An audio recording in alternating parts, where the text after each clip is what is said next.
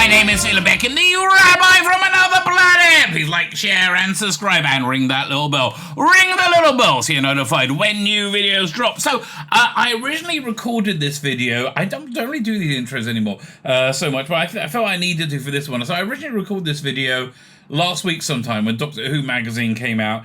Since then, I'm recording this on Sunday morning at the 24th of September. For me, it's Yom Kippur right now. It might be just ending. I can't remember. So I'm offline. Yom Kippur is the Day of Atonement. It's a big Jewish holiday. Man, it's so Jewy. Okay, you know what you do in this Jewish holiday? You don't eat and drink for 25 hours, and you go to synagogue to hear. Well, I go the prayer service I go to. They don't have so much of it, but normally there's just a lot of really awful singing. It's awful, right? And people love it. I don't get it. But the Jews love it. I have to tell you, those Israelites. Although I have to tell you, there's a service at the end of the day called Ne'ilah, which is like the closing of the Day of Atonement. That one's really cool, right? I do like that one. But mostly, it's just so much pomp and ceremony. I just can't stand that sort of thing. Anyway, I digress. Why am I recording this introduction? Because I did this last week, and I was very, not excited at all about the new era of Doctor Who, like just super not excited. And then Saturday night, the 23rd, at 6:13, a very Kabbalistic number, very weird that, the full trailer dropped, and I thought it was fabulous, right? I thought that was a fabulous trailer, and it really is. I mean, it's not got me back to like, I was so gung-ho for this new era, right? But it got me back to being excited again. I mean, that trailer really was. It was fabulous. It was pure Doctor Who, and it was. Then I wouldn't say New Who or classic. I wouldn't divide. It was just Doctor Who, epic Doctor Who, and it looks like it's going to be very good, right? So I'm back. I'm basically back right now. So my tone is somewhat different in this video, right? My tone is like, it's so bad. So I felt, in all fairness, I needed to record some kind of introduction, right, to explain. Well, because I also think the mood of fandom has changed as well. I think that trailer was really, really good. So, like, finally, we get something that's exciting and worth watching. So anyway, there you go. So that explains my somewhat change in attitude, which I think probably is reflective to your change in attitude as well. Who knows the dead stream? Let me know in the comments. Like, share, subscribe, comment. Head over to Rumble, subscribe to me there. Listen, look, they're the only ones who had Russell Brand's back, right? Through that, as we say in Yiddish, it's it's a reasonably old, mostly dead Jewish language. It's what the Jews spoke in Europe before the Holocaust, right? Narshkeit, right? The Russell Brand stuff, obviously Narshkeit means, falsehood, but yeah, Narshkeit, it really sounds like what it is. There's lots of words in Yiddish like that. Like a small amount is like a bishul. I have a shtickle, I have a bishul. It's a very expressive language. Anyway, I digress. So head over to Rumble and subscribe to me there, because look, Rumble's the way of the future, baby. Basically Rumble and Twitter is where you are least likely to be sent. So Rumble much more so than Twitter, right? But head over there, subscribe to me there. Or subscribe to me here. That's fantastic as well. Fan Dabby Double Dozy, thank you very much. Fine. Now let me hand over to me from, I was going to say last night. I don't know when this was, like a week or so ago. Let me hand over to me from some point in history. Look, this is one of the things I'm excited about. I like Bonnie Langford, right? Bonnie Langford has a wonderful energy. She was a shit character. She was redeemed on Big Finish, but she was such a shit character. She had no idea what Doctor Who was or what was going on. She just knew she was going to belt it out and give it her best, and when she did that, interviewed by Benjamin Cook. Look, Benjamin Cook, many people, including myself, think he's a bit of a cockwomble, right? For good reasons, right? But, however, he's also a very good interviewer. So I'm not going to deprive myself of an interview because it's done by a cockwomble, right? Just the way I am, baby.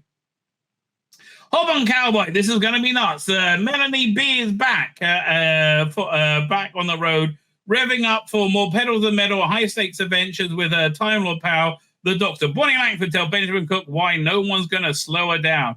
Again, I just really like her energy, right? Genuinely, it's she's been around all my life as well and kind of got older with me. I like a lot about Bonnie Langford. What, you ask yourself, is the greatest photograph ever taken? You're drawing a blank. You pull up a phone and Google greatest photo ever taken. Okay, here we go. That's the Earth rising over the lunar horizon, captured by astronaut William Anders during the Apollo 8 missions in 1968. Well, I don't know where they're going with this. A powerful, ethereal image highlighting the beauty and just get on with it. But what's wrong? Google's wrong. How can Google be wrong? Well, because it's anything about politics, maybe.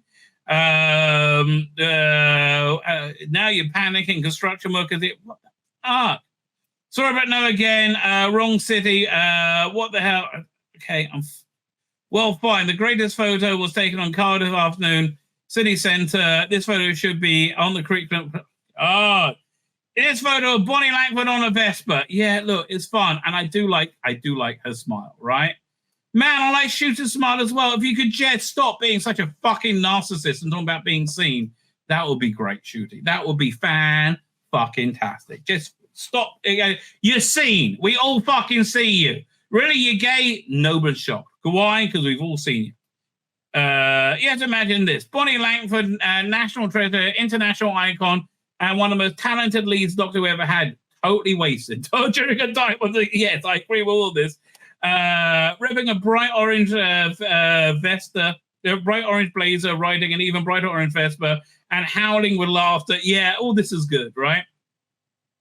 And sat in the back, one arm round is Bonnie's waist, soon to be Doctor Who. Shooty Gatwa is wearing black boots, leather jacket, and a white t-shirt and jeans. A Tom of Finland twist on the 21st century time road. I'm so bored with his lack of costume as well, right? I just, it's a dumb idea, and from what I see, it's not working whatsoever. But you know, I'll wait and see. And I'm pretty sure he's going to be in a dress at some point, or going to be in some cross-dressing kind of thing going on at some point. Because she's out in the vest of Bonnie Langford's looking happier than anyone has ever been. Okay, whatever. It's time, funny old business time, to meet Bonnie Langford. I would never say when I spent those 2 summers doing the show, never in a million years would I said, will I be talking about it almost 40 years later? Well, again, you had no idea where you were or what you were doing. I mean, it's a shame Andrew Cartmel didn't work out how to write it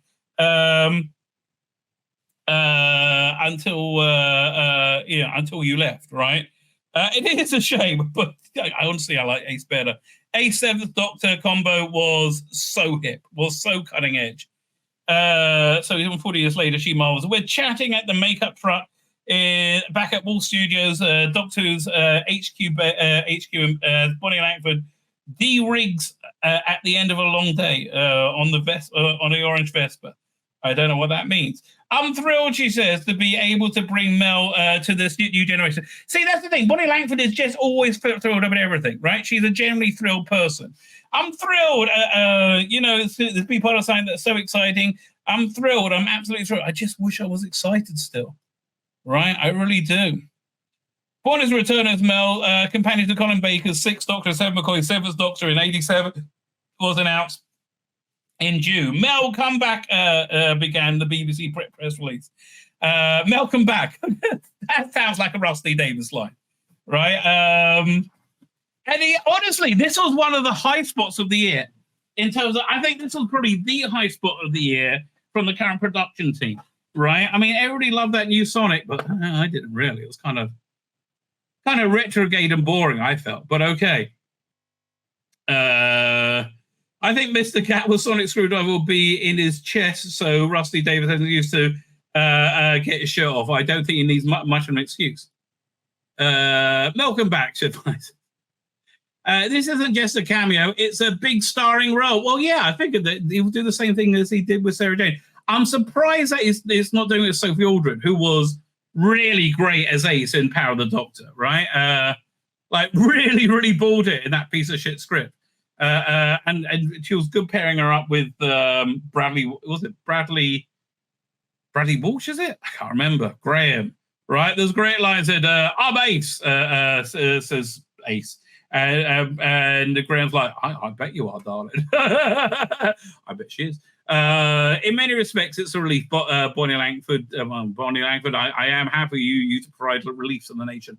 Bonnie says, reflecting on the announcement, because I don't have to lie or be frugal with the truth anymore.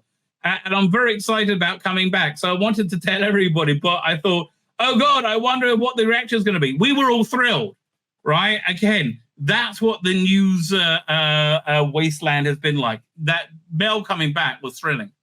I don't know. If people say lovely things, I'll take it. I'll take it. I'll take it. Well, we are saying lovely things.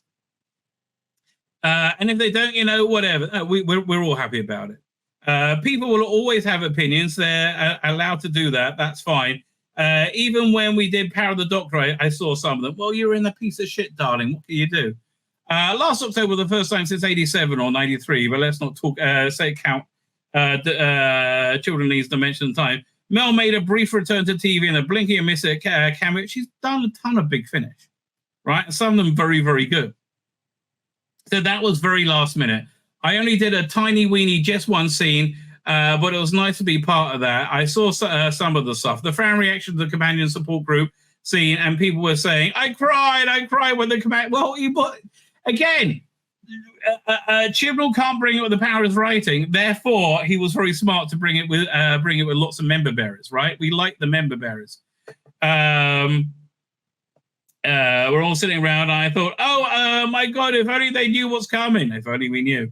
The invitation to play Mel again on TV with RTD2 era completely came out of the blue. Well, we were shocked as well, darling.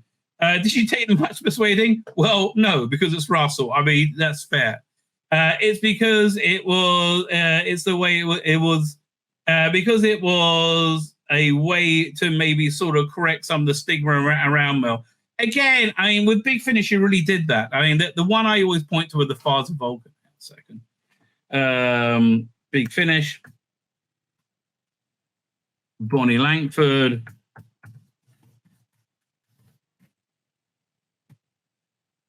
There's a couple of very, very, very good releases. Oldest first, because they're the cheapest ones. Father Vulcan, excellent. Yeah, all these ones are excellent. Father Vulcan, The One Doctor, Bang Bang a Boom, Flip Flop, and Hegestic Scars. All of those are worth a pop. Juggernauts is kind of fun too. And I would just go, these ones, especially Father Vulcan, really good story. She never did get an introductory story. We never saw Mel's first adventure. Didn't we do that Big Finish? I can't remember. The way 1986 seasons spanning 6 Doctors tried to time, she kind of popped. Yeah, I know it wasn't very good. She was very much in the fray. Help! The monster! Listen, you fighting that teeny tiny floating thing in Paradise Towers in the pool was not good news. It just didn't work, right? Did not work at all. I hate to be the one to tell you. Can I put up that clip? Hang on. What episode would that be in? Which episode? Paradise Towers. There's only 3 to choose from. I'm going to go for episode 2. Let's say episode 2. Because I think it's worth reminding ourselves how deeply shit it was, right? And it was deeply, deeply shit.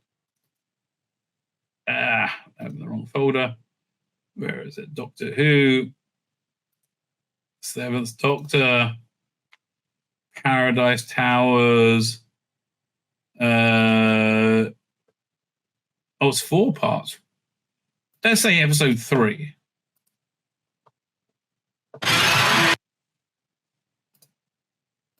Oh no, that was when she's about to be killed at the end of that one. It was. God, the design for that was just so awful. No, okay, so let's try episode 4. Doink.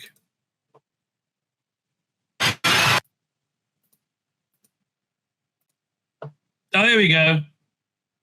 Look at this thing. Was that after the attack or before the attack? Oh, yeah. Here. And Pex was horribly miscast. But, I bet the water was freezing. And, God, she's giving it all her. Giving her all her.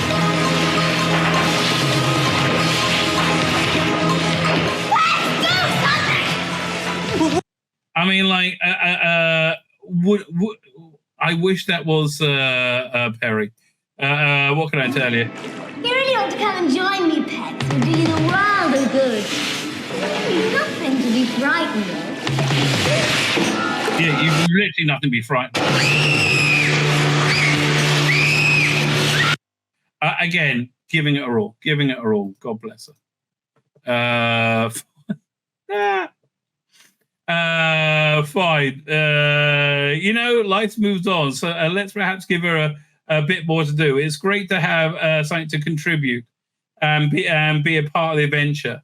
And she pauses a smile and says, I get to drive a Vespa. It never used to be like this. Well, again, it's just because, Eric Saywood was having I think probably some kind of massive emotional midlife crisis breakdown. And then Andrew Cartmel didn't know what he was doing until you left. So what about the Vespa? Later on, Shooty and Russell will repost the world's greatest photos on Instagram. Don't mind me just popping out to save the world with Bonnie Langford. Toot Vespa Mania. Right. By the way, John Nathan's turn away of always being included in the picture was to have his finger pointing at whoever it was, and that's how he constantly got himself in the picture. God bless him. We didn't stop laughing all day. Well, I hope it's any good. Wonderful, joyous laughter. I'm glad you had a good time. Okay, I just hope it's good. Well, she said, wonderful, joyous time. Had you done Vespa before? Did she, be honest, drive this one like at all? Hey, I drove my little Vespa, she insists, then leans in. It's just I was being towed by a truck at a time. She burst into a fruity chuckle. No, again, she strikes me as a fruity chuckler, right? Bonnie Langford has another confession. She's practiced driving and sitting on a Vespa a week beforehand. I just said to them, can I try? Because I don't want to look like a complete idiot, especially with Shooty at my back. That sounds fair. What was the name of the movie? Roy Schneider. The one with the helicopter, right? They turned it into a TV show with Jan Michael Vincent. Oh, how's it? Roy Schneider. Is that the right guy? No. Not Troy. Roy. Not Troy. I don't even know who you are. No, not Troy. Roy. Here we go. That bloke. Helicopter. Blue Thunder. Thank you. Right. So when he was filming Blue Thunder, he was in a helicopter. He was terrified of flying. And they got the Russians back. And it was like, the whole time they had to reshoot the whole thing. Can I do it? Well, it reminds me of what happened when we filmed in Wales before, 150 million years ago, and Sylvester McCoy was on the motorbike. She remembered Delta and the Bannermen shot down the road in the Vale of Glamorgan in the summer of '87. Every time I went near the bike, it just stalled. Every single time, I had a complete and utter aversion to Sylvester. But, I guess it worked out better when they did, not Cat Flap, what's it called again? Survival. Thank you, isn't it just sweet? It's brilliant. It connects with the classic series. It's special. It's really clever. It's layered. And of course, Russell writes sensitively the beautiful storytelling. I just hope it's like about Doctor Who and not about chicks with dicks, which it seems to be. If there's a way of bringing something back that adds to what's something already a glorious show, and if that something is me, I'm overjoyed. Well, I'm happy. It's an absolute privilege. Well, I guess it is, really. Yep. Come back. Doink. If you don't know classic Mel so well, let Doctor Who magazine bring you up to speed. Mel's wonderful. She's smart, funny, fearless, and kind. Well, again, not really. She was like a two-note character, if that. She's never cruel or cowardly. To put it simply, Mel is a hero and just so boring. Again, much better in the books and the audios. But she also saved the stricken star. Okay, blah, blah, blah, blah, blah, blah. She's met Einstein. So he said, I read Russell's script and thought, oh, how glorious. Well, that's what Russell said about the scripts.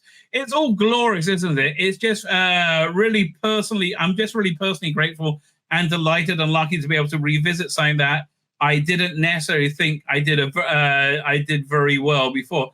I don't think it was you. I just think lack of direction and understanding of what was going on or what the show was. And I thought, oh God, I was really awful back then. I tried too hard. That was actually, I think, your saving grace, that you did try so hard, right? And that's why I got a lot of respect for Bonnie Langford. To be clear, Bonnie is wrong. Every mid-80s episode she's in is better for having her in. I agree, even though a lot of them are very bad. She's also played Mel with heart, verve, and style. She formed with a pair of doctors two of the warmest, most watchable TARDIS teams. Yeah, I just wish they had better stories. I love Sylve, I love Colin. I think Mel's a sweet character. She's got integrity. She's always very earnest, too earnest, I would say. I try very hard to do everything absolutely right. Again, that bled through to her performance. 100%. I agree, right? That bled through the terrible scripts that she had. It's nice to be able to revisit, but make it a little bit more natural because, to be honest, there wasn't much else to Mel back in the 80s. That is true. She describes Mel as scintillating, fascinating, and irritating. The red-headed computer program. I mean, honestly, a great personification of Mel is through this.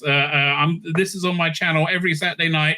I'm putting out a new chapter of an AI Colin Baker reading Millennial Rights. Freaking awesome. Great Mel book, right? It is a freaking awesome Mel book. Where are we up to? It is fair to say Mel's original character writing, written by 1983 John Nathan Turner, is a little, or let's say, light on detail. It describes it as scintillating, fascinating, irritating. Well, you match that. Screams well and runs down corridors with Elan, and yet no, that's about it. She was a computer program from Pease Pottage. I was told I was a computer program, remembers Bonnie, but she never went anywhere near the TARDIS console or anything remotely that looked like a computer. Well, the closest she got to was in Trial of the Time Lord when she found out the Valiar's evil plan was to make a megabyte modem. That did not age well, right? A megabyte modem or a giant factory chimney. You decide. Now we all have megabyte modems in our bloody phones. Most of us have them in our watches too. Most of us have them in our fridges. Why did I just run around like some girlie going, man, well, that's what you told her. That was your script. And you just did it with so much heart. You know, when you give somebody more to, they can rise to the challenge. So on the Watchful Live, Rusty Davis, modern era, Mel has transcended. She swapped the TARDIS exercise bike for a bright orange roadworthy one. Gone on the bracing glasses or carrot juice and screaming well in have the come color coordinated scooter power suit combo befitting a 2020s tech savvy career woman. Power suits that say I can identify as a megabyte modem in 20 paces, but I no longer have to because I'm riding a Vespa. Power suits keep your carrot juice and give it. Just shut up. like Benjamin Cook's just getting annoying now. I want to hear from her. Well, she knows what a computer is now. Well, thank God for that. Says Bonnie laughing. She certainly doesn't deal with carrot juice or fitness. Because I think it's so irritating. So irritating. She doesn't bounce around so much. Again, she's older. Maybe she's found a little bit of centering in her life. Maybe hanging around with Savalon Glitz did the trade. Do you reckon they were fucking each other? I think they were. I think Mel and Savalon Glitz got it on, right? I think he was her bit of rough, her space bit of rough. Bring back Savalon Glitz, this time played by Andy Serkis. I think they'll go well with Mel. Where are we up to? So yes, she's come to terms with an awful lot, as people would say. done a lot of work on herself. Well, yeah, again, she was like a two-dimensional character. And has Bonnie Langford changed since the 1980s? Oh, replies Bonnie. Well, she's an absolute diva and an old bag, really terrible. Well, yes. Hopefully she's met her a lot, and she would. And she knows you don't have to be perfect all the time. I was busy trying to be perfect, but again, it's kind of nice, right? Okay, that was young Bonnie Langford of Violet Elizabeth going to scream and scream and scream until I'm sick, and I can. Man, again, I just had this vision of Bonnie Langford in my head as being super not sexy. I guess because she came right after Nicola Bryant, which was spank mag material for me. Like at my young, impressionable age. Again, I kind of like the milfy thing going on with Bonnie Langford right now. Now 19 and taking on the companion mantle. We'll meet Ruby Sunday in this year's special. For the companion's assistant, whatever they're called now, I love that they've been given so much more wealth, depth of character. Well, I guess the Doctor's been given more wealth and depth of character as well. Yeah, that was the I think, great the great adding of depth here. Let me find this one clip. It was from, which one was it? Partners in Crime. Well, I think Partners in Crime. Hang on, let's have a look.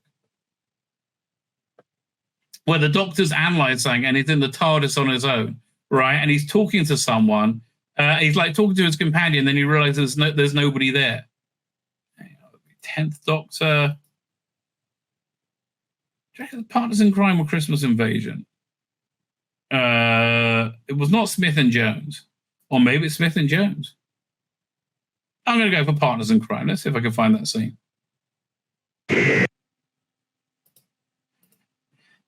Hang on.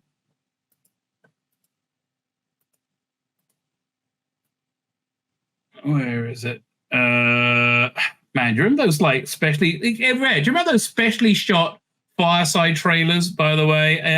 They were fantastic. Where is it? Oh, here. This is it. And there's just this wonderful scene where they pull out.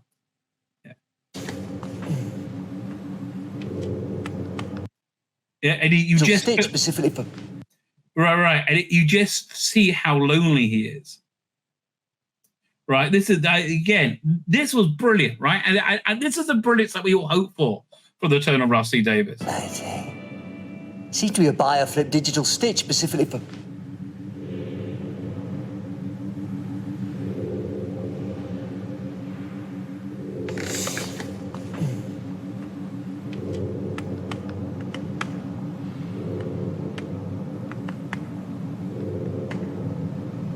Brilliant. I mean, like, nothing explains why he needs a companion more than that. The loneliness, right? I mean, again, absolutely brilliant. Absolutely brilliant. Yeah, this is why we're very hopeful about Rusty Davis. Right? Maybe it will be good. But if I spent 2 years running around saying, "But Doctor," that is true. It was Bonnie, a different era. Well, I've always been blown away with Nicola Bryant's interview on this, was it the season 22 Blu-ray, when she talks about one time in 3 of going to the BBC, somebody would always feel up her ass, right, on the way in. And she'll kind of like look at them and kind of thank them. Weird. It's just so weird. There was a simplicity about it, innocence and naivety. It was just very simple, low-budget storytelling. I think, there's a lot to be said for simple, low-budget storytelling. Right. I think a lot of the reason why this new era is somewhat bogged down is there's just too much management. Right. It really feels that way. People expect more now. They're getting more. Back then, it needed that revamp. My God, it needed a new life. It got it as soon as you left, darling. It needed a fresher approach. It needed a bigger budget. Well, again, I think seasons 25 and 26 disprove that. I need all those things. And look, it's got it. It's got people running it now who love it. Well, again, I think Jonathan Turner loved it too. And I think Andrew Carmel grew to love it. We have understanding that passion for the show, and it absolutely conveys to the scripts. Man, I hope it's good, right? Oh God, this is actually make me optimistic. Hopefully the screen conveys to the scripts, and hopefully the screen. And long may it rain. Again, well, if it's good, it will. If it focuses on representation, it won't. The viewing public is over that, right? We're done with that. I went in today, she whispered. It's very impressive. Talking about the new Taurus Shooters Stardust. Oh, I love it. The 80s one is still cool, right?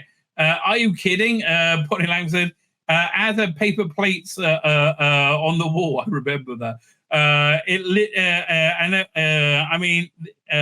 It was literally a coat hook, or we had a hat stand. That was a hat stand and an exercise bike when I first arrived. Great, she deadpans. It was one of those. It was one of those horrible ones that you bent down and up in. Poor old Colin. Yeah, that's true. So there's no exercise in the Shooter Starter. Says no. Mr. Gatwa doesn't need one. He's gorgeous, mind you. Well, he is a good-looking man. Neither did Colin, adds Body Diplomatically. He's gorgeous too. Well said, darling. Good save. Blimey, this goes on for a bit. Fine. At the end of Mel's 20th century televentures, Dragonfire, she married off. No, she didn't wasn't married off to him. She went off with him. I still think they were fucking. Don't get me wrong, but I don't think they got married, right? I think they were fucking until she dropped him off as fast as he bloody could when she tried to get him on an exercise. But maybe, I don't know. I think Mel and Sabalon Glitz had complementary kinks, right? I can see Mel being a dom and Sabalon being a sub, right? I could totally see him being into that, right? Being wearing some Martian leather or some, like, going to some draconian sex hotel, right? Yes, with lots of chains. So I can totally see that going on. Or maybe she would be the sub. I mean, like, you know, she did like being chained up a lot and screaming a lot. I don't know. I don't know. Okay, they don't actually get hit. So there's barely much of a flicker of a romance on screen. Mel simply decides it's time she was going. One of the greatest leaving scenes, though, that dialogue written by Sylvester McCoy on the back of a cigarette packet was freaking perfect, right? That was finally when you started seeing his doctor come out, right? It was like the dying moments of season 24. By the time you got to season 25, freaking awesome, right? Awesome, mate. Absolutely. And where was I? Doink. Time she was going, blah, blah, blah. Nosferatu 2. How do you back on Earth? What happened to Sabalon Glitz? Tease Rusty Davis on Instagram. And what will she say when she meets the doctor again? Sees the doctor again. He's not telling, nor is Bonnie. Right. She felt she had to stop traveling the universe and actually literally get back down to Earth and face things that she's been running away from. Well, that's interesting. Again, that's the kind of layering of character that I expect from Rusty Davis, and the reason I'm optimistic for it, right? I avoided it for a long, long time, she says, because A, the job was done, it's over, you move on. Well, after even Doctor Who, she tried to distance of it. The job is done, you moved on. There have been, you move on, don't you? There's been there, done that, bought the T-shirt. She literally has for 2024 rap party, she wore a T-shirt with her own name on it as it appeared in the Doctor Who titles. That's cool.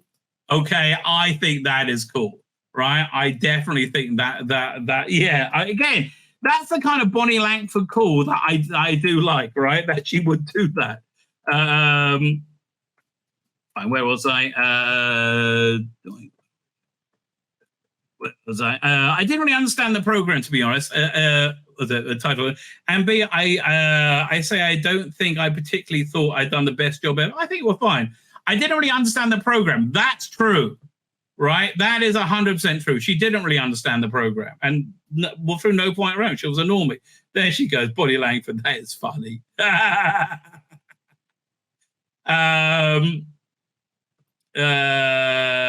didn't really understand before I was in it. I never really watched it because I was either terrified or hiding behind those overall busy working, or a normie who didn't watch Doctor Who at the time. Right? It wasn't universally popular. I sort of thought it was a bit of fun. It was a bit serious when I was in it. It was all quite tense at first. It's true. 86 was a tumultuous year. Behind the scenes, producer and script editor, word speaking, it wasn't good. The show's best writer died mid-production, and Colin Baker was, through no fault of his own, about to be fired. Yeah, and I was busy trying to be bright and bubbly, whoever she was at that point, says Bonnie. So, and I didn't and it didn't sit right, I don't think. Well, Colin Baker was screwed over, as was Bonnie, as was John Nathan Turner. But nobody said anything to me, and I felt, and I really felt in the dark. So that, I think, is a lot of the reasons why I tried too hard. Again, putting in an effort is a good thing, right? Something you don't really see that often every day.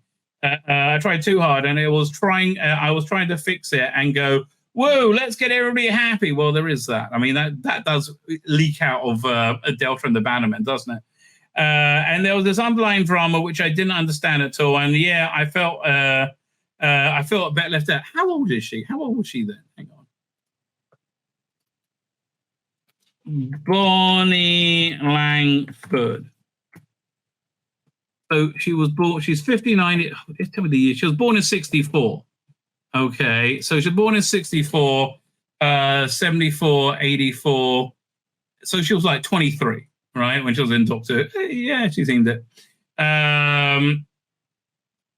In recent years, Colin seems to have made peace with what happened to him in Doctor Who. Oh, completely, says Bonnie. Colin's an absolute darling, but at the time it was very hard, and he was terribly loyal.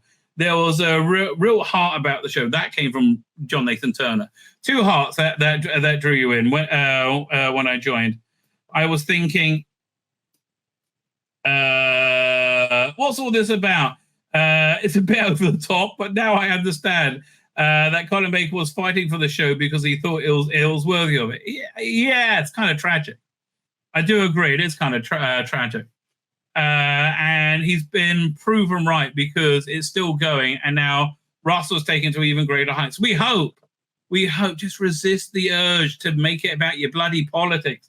And it's okay to have politics. Like, I didn't mind him taking the piss out of Tony Blair, with massive weapons of destruction. But, everybody in entertainment has lost their fucking minds, right? They all think Trump is Satan, and we all had the best economy of our lives and world peace. I mean, I don't know what to tell you.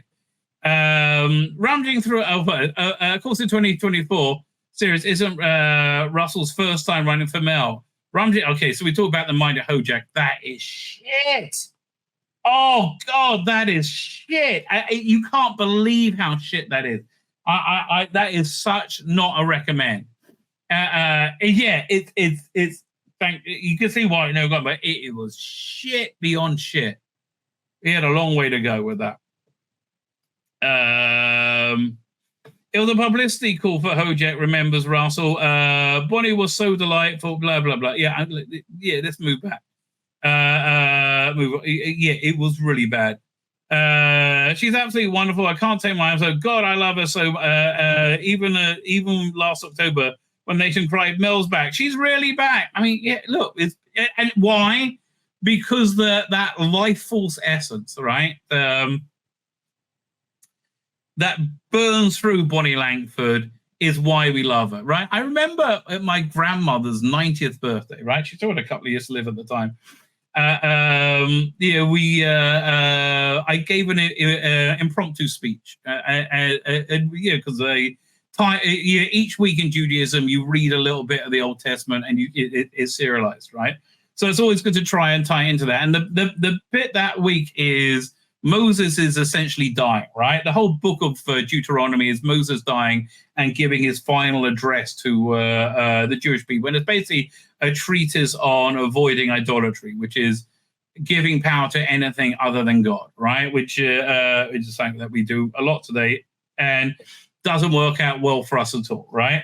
But anyway, that's a whole other thing. But at the end of it, you know, Moses sums up all his life experience and knowledge and gives one piece of advice. It's 2 words, right? And those 2 words are choose life, right? Choose life.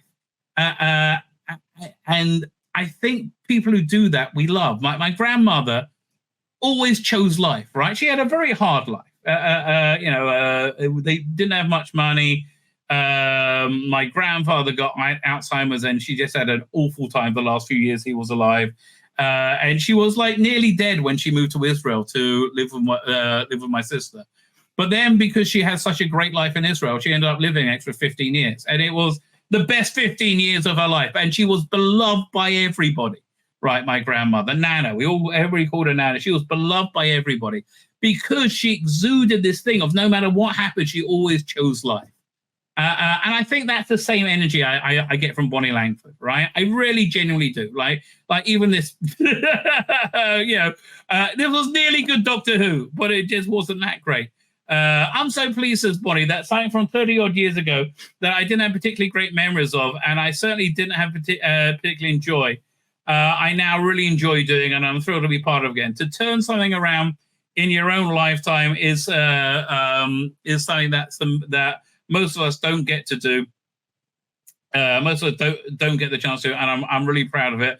I feel very lucky. Well, again, gratitude is such a great thing, right? Being grateful for what you have, and it's something that we really don't have enough in our lives, is a very good thing. So fine. So talking about the on the set filming, Shooty Rats first, then Bonnie Langford before they're whisked away, and they're both about to say hello and pose for selfies and sign off. Yeah, we saw that when they met with fans. Great. That was just lovely. Frigo fans who got wind of the filming and hot-footed down there. I can't believe I got to meet them, says 20-year-old Billy, this student at Cardiff University. Bonnie and Shooty, they were so nice with everybody. Again, this is why I want the new era to be great, right? I want all the noise I hear about identity just to die away. And I think these people genuinely have great, effervescent personalities. And I hope that's what spills out onto the screen. I mean, honestly, I would love to love this new era. And this is really getting me kind of excited, right? It really is getting me kind of excited. People went home ecstatic. A lot to recover from. I was shaking like a leaf. As photos of the impromptu meet and greet spill onto the internet, one of Billy's pics catches Doctor Magazine's eyes. It's Shooty surrounded by fans wearing a leather jacket now off, but still looking absolutely cool. Yes, he looks very cool, right? He does look very cool. And tucked on arm is a 1995 issue of Doctor Who magazine with Bonnie Langford and Sylvester McCoy on the cover. I remember. Wait, did I have a picture of that? There you go. Yeah, I got that at the time. Again, I mean, look, they do just.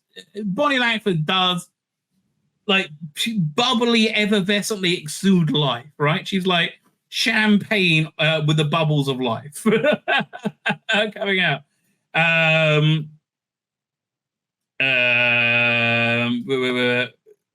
The Doctor Who signed it, but he took the wrong one by mistake, confesses Kaylee's boyfriend, the guy. Me and Kay are currently trying to collect all the old Doctor Who magazines. Well, I've got them right behind me, darling. You have to take them from my cold, dead hands. Mel's Kay's favorite companion. Okay, this is weird. 70 years after Bonnie left Doctor Who, why'd she love Mel so much? Whatever challenges she's up against, however huge, how bizarre, Mel always overcomes them. Well, again, I think you're talking more about Bonnie Langford than Mel, right? Honestly, I do. She's literally on blah, blah, blah, blah, blah. A great thing about this, okay, why are we not talking about Bonnie Langford anymore? Fine, people like her, right? People like her. No, it's funny. When I did Doctor Who all those years ago, I didn't have the same connection to it I do now in any way, shape, or form. I really didn't get it, reflects Bonnie. Now I get it. to be connected to something this beloved, and this is an honor, it's a privilege, and I think, right, let's embrace it. It took a long time to come back to Doctor Who, but I'm glad I did. Well, you did come back through Big Finish as well, you know. In all fairness, right? In all fairness. My name's Tzvi Lebetkin, the Rabbi from another planet. Please like, share, and subscribe, and ring that little bell. Ring the little bell so you're notified when new videos drop.